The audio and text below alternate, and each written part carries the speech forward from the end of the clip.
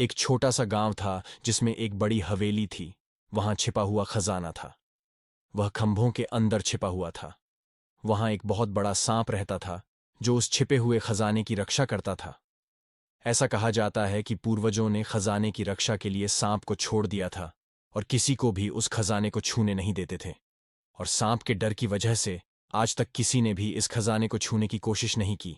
लेकिन कुछ वर्षों के बाद उनके एक बेटे और उसकी पत्नी ने, जो बहुत लालची और चतुर थे, उसे पाने की कोशिश की।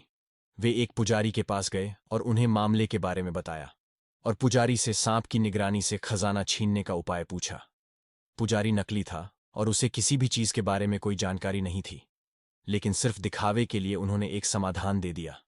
उन्होंने उनसे कहा कि यदि आप ऐसी महिला के माध्यम से खजाना प्राप्त करने का प्रयास करेंगे जिसके बाएं हाथ में 3 तिल हैं, तो वे खजाना प्राप्त करने में सक्षम होंगे। उन्होंने पूरे गांव की खोज की और एक वृद्ध महिला मिली जिसके बाएं हाथ में 3 तिल थे। वह बहुत गरीब थी। दंपति ने उसे आश्वासन दिया कि वे उसे कुछ नहीं होने देंगे और उसे इतने पैसे देंगे ताकि वह और उसका परिवार खुशहाल जीवन जी सके। वह मान गई और वह दिन आ गया।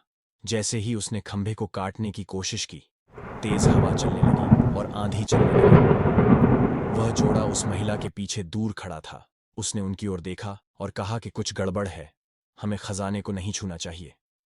लेकिन वह आदमी कहता है कि नहीं, यह बारिश का मौसम है और इसलिए मौसम खराब है, आप जारी रखें। वह फिर से खंभे को काटने लगती है और अचानक उसे कुछ आवाजें महसूस होती हैं। और जैसे ही वह पीछे मुड़ती है तो उसे अपने पीछे एक बड़ा सा सांप खड़ा दिखाई देता है। सांप पहले ही दंपत्ति की जान ले चुका होता है और अब उसने महिला को भी डस लेता है और तीनों मर जाते हैं। उन्हें उनकी गलतियों की सजा मिली। इस घटना के बाद किसी ने भी उस हवेली में छुपे खजाने को निकालने की कोशिश नहीं की। इस तरह की और भी कहानी देखने के लिए कृपया मेरे YouTube चैनल को सब्सक्राइब करें।